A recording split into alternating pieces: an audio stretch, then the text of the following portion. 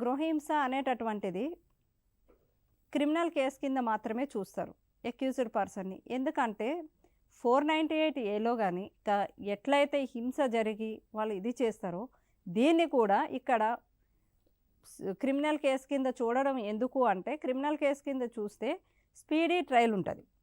Speedy trial ఉండడం ద్వారా మనం ఆమెకి వెంటనే ప్రొటెక్షన్ కూడా కలిగించగలుగుతాం. అందువల్ల దీన్ని, ఎందుకంటే అక్యూజ్డ్ సివిల్ కేసెస్లో అయితే కేసు పెట్టిన వాళ్ళు కానీ లేకపోతే అపోజిషన్ పార్టీసు ఎవరైతే డిఫెండెంట్స్ అంటాం మనం మా లాభాషలో, ఆ డిఫెండెంట్స్ అనేటటువంటి వాళ్ళు సివిల్ కేసెస్లో ట్రయల్ స్టేజ్ వరకు కూడా వీళ్ళు రానక్కర్ వాళ్ళు కూడా కోర్టు ముందు కానవసరం లేదు, కక్షదారులు ఎవరు కూడా.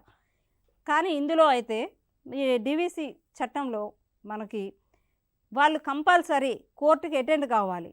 అటెండ్ అవ్వడం వల్ల ఏమవుతుంది అంటే, వాళ్ళు వెంటనే అంటే తిరగలేక అని అంటామా, లేకపోతే వాళ్ళకు ఉండే ఇబ్బందుల వల్ల కానీ, లేదా ఫేస్ టు ఫేస్ మాట్లాడుకోవడం వల్ల అక్కడకు రావడం వల్ల వాళ్ళిద్దరి మధ్య ఒక ఇంటిమేషీ కుదరవచ్చు, లేదా అది బ్రేక్ అవుతుంది కొన్ని సందర్భాల్లో. కానీ ఇది క్రిమినల్గా మ్యాటర్ కింద చూడడం వల్ల స్పీడీ డిస్పోజల్ అనేటటువంటిది చట్టంలో ఏదైతే 6 months కల్లా దీన్ని డిస్పోజల్ చేయాలి అనేటటువంటిది ఉంది.